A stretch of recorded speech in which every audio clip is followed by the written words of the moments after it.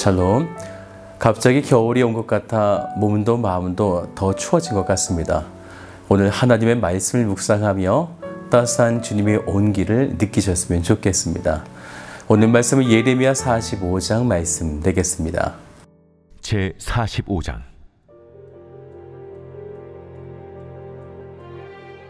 유다의 요시야 왕의 아들 요야김 넷째 해에 네리야의 아들 바룩이 예레미야가 불러주는 대로 이 모든 말을 책에 기록하니라. 그때 선지자 예레미야가 그에게 말하여 이르되, 바룩아, 이스라엘의 하나님 여호와께서 내게 이같이 말씀하셨느니라. 내가 일찍이 말하기를 화로다. 여호와께서 나의 고통에 슬픔을 더하셨으니 나는 나의 탄식으로 피곤하여 평안을 찾지 못하도다. 너는 그에게 이르라. 여호와께서 이와 같이 말씀하시기를, 보라, 나는 내가 세운 것을 헐기도 하며 내가 심은 것을 뽑기도 하나니 온 땅에 그리하겠거늘 내가 너를 위하여 큰 일을 찾느냐? 그것을 찾지 말라. 보라, 내가 모든 육체에 재난을 내리리라. 그러나 내가 가는 모든 곳에서는 내가 너에게 내 생명을 노량물 주듯 하리라. 여호와의 말씀이니라. 오늘 함께 본 예레미야 45장은 시대적으로 바벨론의 3차 침공으로 완전히 멸망을 당하고 또 요하난이 남아있는 자들을 애굽으로 피신시키고 난 이후에 주어진 말씀이 아니고요. 1절의 말씀을 보면 그 시대적인 배경을 이렇게 이야기하죠. 유다의 요시야 왕의 아들 여호야김 넷째 해에, 이것을 보았을 때에 시기적으로 BC 605년이 되어집니다. 멸망당하기까지 거의 19년, 20년 가까이 남아있는 거죠. 바벨론이 1차 침공하기 전에 바벨론과 애굽 간에 갈그미스 전투라는 큰 전투가 있었습니다. 이 전투에서 애굽은 바벨론에게 참패를 당하게 되어지죠. 그때 예레미야가 유다 백성들이 회개하지 않으면 이 바벨론의 왕인 느부갓네살 왕에게 끌려가서 70년의 종살이를 할 것이다, 이런 메시지를 전하였다가 성전 출입을 금지당하는 사건이 있었는데요. 그때 예레미야 예언의 말씀을 기록했던 자가 나오는데 그 자가 바로 바룩이라고 하는 사람이었습니다. 그래서 1절을 좀 더 보면 바룩이 예레미야가 불러주는 대로 다 기록하고 있었던 서기관이 되어집니다. 그런데 그런 바룩이 큰 낙심에 빠지게 된 것입니다. 3절을 좀 같이 볼까요? 내가 일찍이 말하기를 화로다.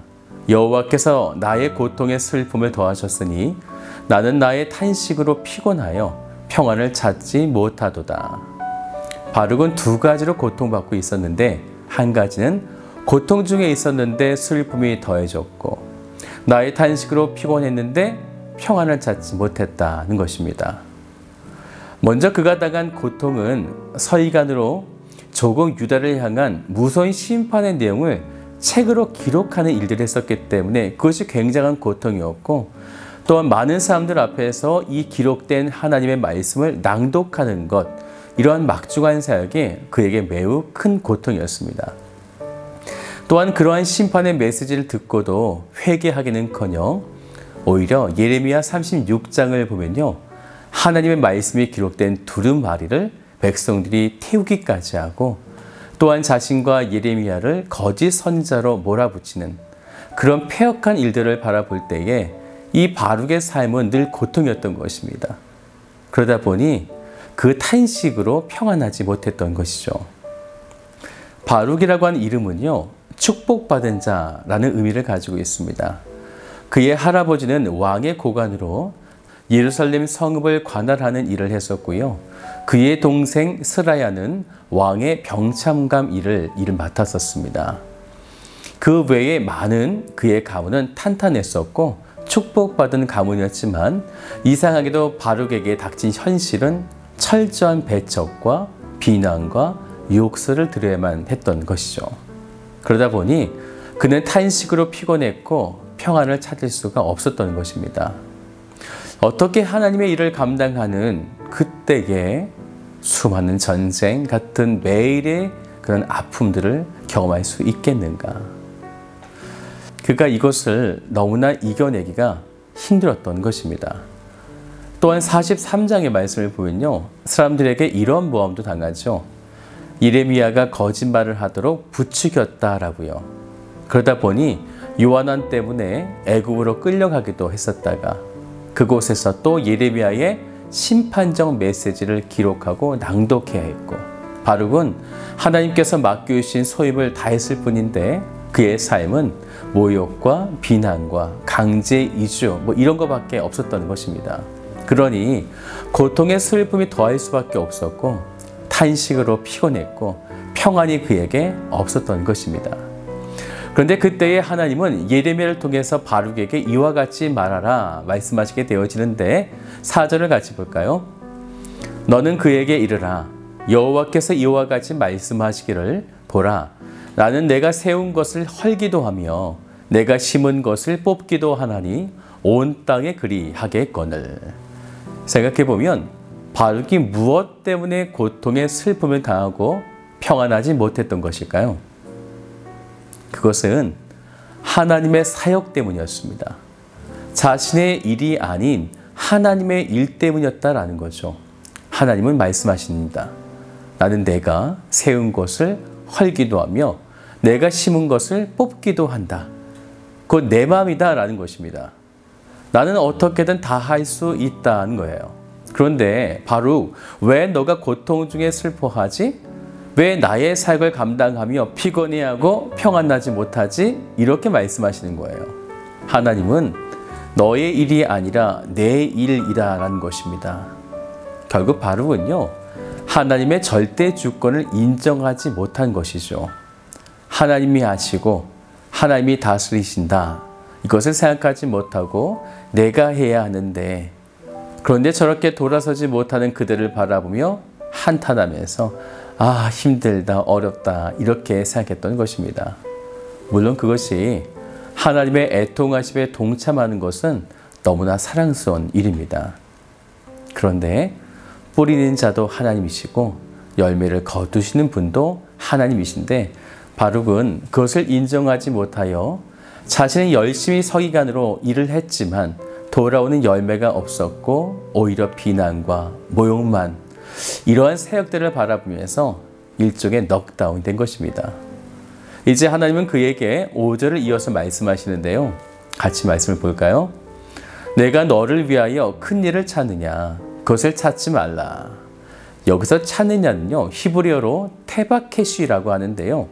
이 단어가 언제 사용되었냐면 민수기 16장을 보면 고앗 자손들 중에 고라를 잘 아실 것입니다. 고라와 몇몇 사람들이 우리도 레위 자손인데 하면서 모세에게 이렇게 항변하게 되죠. 아론의 계열만 제사장의 직분을 감당하는 것에 시기해서 우리도 그러한 일을 맡게 해달라라는 것이었었어요. 하나님이 정해놓으신 질서에 도전을 하였는데 그 질서에 도전을 할 때 사용되었던 단어가 바로 이 찾느냐라고 하는 단어입니다. 바룩의 마음에는 이런 생각이 있었던 것이죠. 이렇게까지 열심히 하나님의 사역을 감당했는데 도대체 무슨 성과가 있었는가? 그때 하나님은 바룩에게 말씀하신 것입니다. 너가 너를 위하여 큰 일을 찾느냐? 하나님은 큰 일을 원하신 것이 아니라라는 것이에요. 그건 너가 너를 위해서 찾는 것이지 나를 위해서는 아니다라는 것입니다.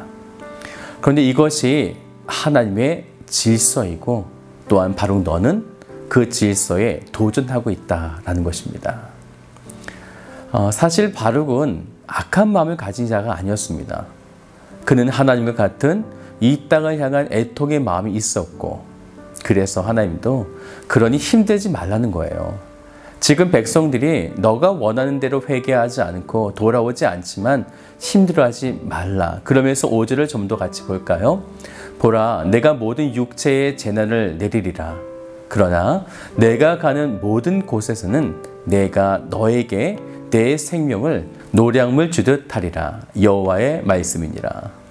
많은 사람들이 칼과 기근으로 죽어가는 그때에 이런 모든 재난 속에서 바룩을 보호하시겠다는 것입니다. 그러니 지금의 어떤 결과에 집착하기보다 하나님의 사역자로 쓰임받고 있다는 그 사실이 얼마나 복된 것임을 깨닫게 하고 계신 것입니다.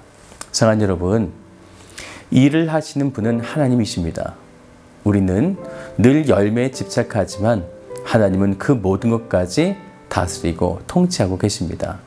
우리는 그저 매일에 주신 소명을 붙들고 주신 양식을 먹으며 맡겨진 일들을 묵묵히 감당해내는 것. 저는 오늘 여러분들이 그러한 삶을 사시기를 주님의 이름으로 축복합니다.